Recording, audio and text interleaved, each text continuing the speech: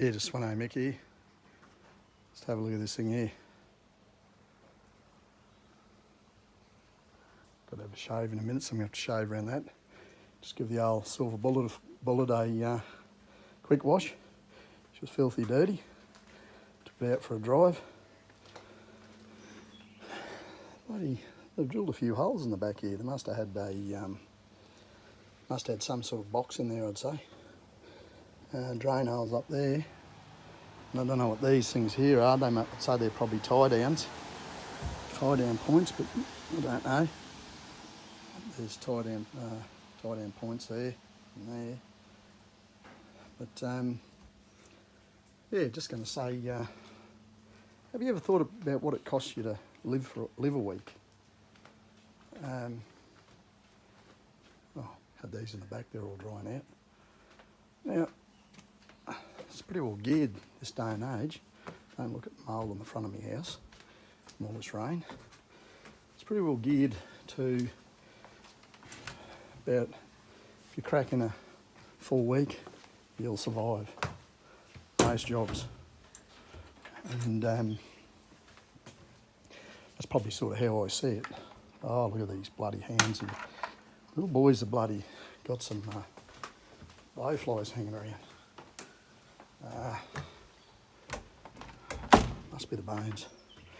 But they get big bones. Where's your bone, Frankie? Has Harry stolen your bone? Where is he? He's a pretty good bone stealer, this boy. Yeah, look right there.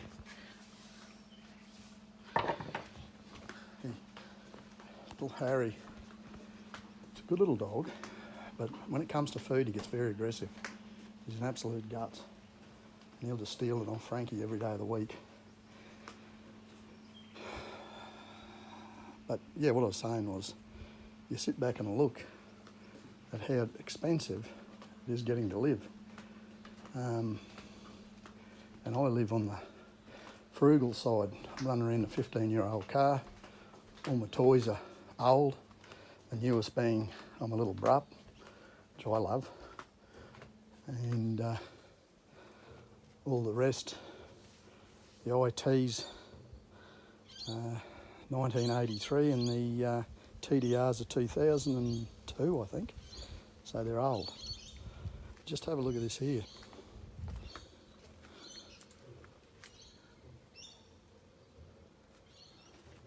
Man. There's your old retaining wall there. There's all your rocks in behind that. And yeah, look at this. Bloody weed cobbler's peg there already starting to shoot. I brush cut that 1 week ago today. All here. Don't use any sprays here much, not much. That's all shooting up, but yeah, the cost of living. As frugally as I live, pretty well takes care of all my pay just to survive. Tell you what I've got to do here. I've got to get in there and mortar that up. Mortar that along there. And mortar that up and that. Got a few little cracks starting up here. That in the back here. That down in under here. And I put all those little bits of broken brick up in underneath there. And some bricks down there. We've got spare bricks, over there. And I'll do that when it finds up and going into winter. But, the old Currawong. Oh, Maggie, it's actually chasing a bug. Yeah, so the cost of living. I don't know how you can we can't get the cost of living down any less.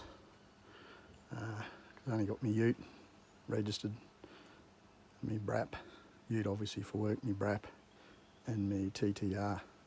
They're the only two things I've got registered, and I'm thinking about dropping the TTR rego and putting rego on the IT in the next few months, because I'll just use it more out in the bush. It's a bit more of a fun ride. Well, not a bit more, it's a lot more of a fun ride. There's a few other things I've got to do to it first. Back shock needs re-gas and re-oil and rebuilt. I need new disc pads. Disc pads had oil leaking on them and they're pretty shitty. But actually, when you look at it, we've come out of this heavy rain. It's pretty well slowed right up now. We've come out of this heavy rain pretty good. Oh, there's a Maggie there. And there's Currawong comes in every morning, carry the Currawong. Well, actually, there's a couple of them, I think, just pull in and I'll flick them a bit of egg or a few bits and pieces, some every so often. Anything that I got left over. Yeah, our backyard's actually looking quite nice. I'm not a big fan of most of those things there. I like the orangey coloured, the reddy coloured one.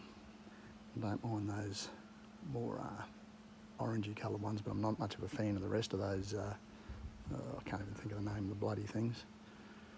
But backyard's looking good. Now all that bamboo's gone from over there. Our fence is buggered. She's due for replacement. Yeah, I can't whinge too much. When you look at what's going on over in Ukraine, we've got it pretty bloody good. I was dropped an old Scott Morrison, the Prime Minister of Australia, a message on Facebook the other day, the ScoMo thing. And I said, under no circumstances, in my opinion, should we go to war with Russia, because we wouldn't even be a speed bump. We've extinguished enough of our soldiers' lives over the last, we'll go Vietnam. I don't know about Korea, I'm not sure about how what that war was all about. But I think that's a communist versus American thing as far as I understand, with China and Korea. But I know Vietnam, I'd probably go as far to say as that was a waste of life. Well, any life's a waste of life, but you know, they're all best buddies now, which is no good. It's no problem being best buddies, but do you really even need to go to war?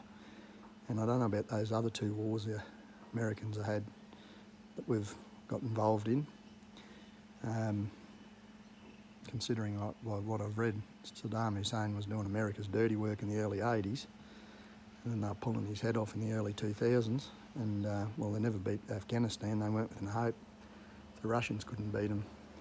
As tough as the Russians are, what chance would just the average foot slogger from our armies have? Because I think the Russians are a lot tougher than General Russian is a lot tougher person than we are. It's just the conditions they live in, cold and everything else, harsh environment. But I just said, but there was keyboard warriors in there, they should be doing this, you should be doing that. And one military bloke, ex-military bloke, got on there and said, you don't know what you're talking about. And probably not one of yous have had a Australian Army or Navy or Air Force jacket on, clothes or whatever you want to call it. I'm damn sure I haven't, and I'm damn sure I wouldn't want to fight in a war, and I'm damn sure I'll probably, unless we were getting invaded, I'm damn sure I wouldn't do much of a good job, because I wouldn't even be interested in fighting all that other shit. But look, I'm not going to go on about it much more, but it just amazes me how quick people are to commit stuff. Yeah, we'll just do this, we'll do that, we'll do. I'm pretty sure, go as far to say it was of their brothers and sisters in the army coming back in body bags or coffins or whatever. I'm pretty sure that it'd soon get their attention, all their sons, or their daughters. I don't know how old these people are, these keyboard warriors, but yeah, last thing they want to be doing. The last couple of wars that we've been involved in has proven to me that it's all a money game, and money, resources and power game, and that doesn't look any different to me. But this looks like a power game on Russia's side, and it looks like a power game because there's so many resources in Ukraine. And I'd say that's about the only reason why most of the powerhouse countries are sticking their nose in. Definitely I can understand why Russia doesn't want NATO on their doorstep, because the Yanks didn't want Russia on their doorstep in Cuba. And I think that effectively that's what's going to happen there. But they've probably already got the Yanks on their doorstep. But yeah, messy. Just looking from what I've seen, I don't believe much I see on the media these days. I've become very sceptical of all that. I was talking to a bloke the other day. They reckon they were down at Canberra in those, they were peaceful demonstrations about losing your rights in Australia, and they got LRADed. Now, I've never even heard what an LRAD is, but apparently it's some electronic device developed in the US that's for crowd control. and people with blisters and all other sorts of crap coming over on them. So, well, that'd be great, wouldn't it, if that's true? Australian government, LRAD and the Australian people, when it was a peaceful demonstration, which I thought in Australia we were supposed to be able to have peaceful demonstrations. That's from more than one person's told me that. So, just Jim Dandy, that's just what you really want. I think old ScoMo's might have a bit of trouble staying in power next time. And Albanese, if he gets in, he'll have to bloody keep his head pulled in. I think you'll do that, or you'll just see big heap independents taking control. Because I think people, the general person's just about had enough of how this country gets raped and pillaged and ripped off, and everything else goes off production goes offshore. To now we're looking at, we don't produce any of our own fuels hardly here anymore. We don't refine it, we don't do what we'd ever do. And we all know there's big heaps of oil reserves out in the Jackson oil fields, because I know people that have worked on them. And they continuously say Australia's got no oil. Well, that's a joke. But yes, it's going to be interesting to see what sort of a bites I get on this. But yeah, I'm a bit disappointed in how things are going, because it all seems to be blowing your chest and chest punching, like Scott Morrison saying this and saying that to China, and not saying China's the greatest thing since sliced bread, but yeah, they're bloody, oh, do this, do that. Now, that's our biggest trading partner as far as I understand. I think you've got to try and get on with them a bit more and do it through, I just don't think getting out the media popping off is going to do anything. And if that's what he's been doing, it looks like he's been doing, unless someone's been mimicking him. And also going on about this Ukraine thing, like, fair enough, sanctions, I don't have a problem with that. You try and help them out as they're doing with medical supplies and all that sort of stuff, but it's a thing you don't want to get involved in. I'm pretty sure most Australians, like, we're not going to be, there's no use us putting our military there, because, like I said to one of these keyboard people, 52 Abrams tanks, probably at any one time, probably 30 or 40 F-18 Super Hornets, and bloody couple of F-35s, and a few transport planes, a couple of Tiger Moths, half a dozen guns, and a heap of rocks. It's not going to go much good against the power of the Russian Army, Navy and Air Force. I think I was reading there the other day that they have about 5,000 or 6,000 army tanks, and I think there's something like 4,000 fighter planes. So, gee, we're going to do well, aren't we? We just stay right out of it, my opinion, my humble opinion. But that's, you know, I don't know. Like, I don't know what you can do, but I just don't think putting feet on ground in Ukraine is a very smart move, because that'll just be another drawn-out war with a massive loss of life, which is already happening now. Like I say, probably the sanction thing's probably the go, and what they're doing. I hear Trumpy popping off at the mouth there the other day. Oh, geez, I don't know about that. If it was actually him even talking, what he was saying didn't sound real good. But anyhow, I'm going to leave it at that. Oh, no, they're also saying, if you can believe it, Vladimir Putin's worth $200 billion. $200 billion, one of the richest men on the planet. And I'm pretty sure Gina Rinehart's the richest person in Australia, and I'm sure I was reading that she's worth $25 billion.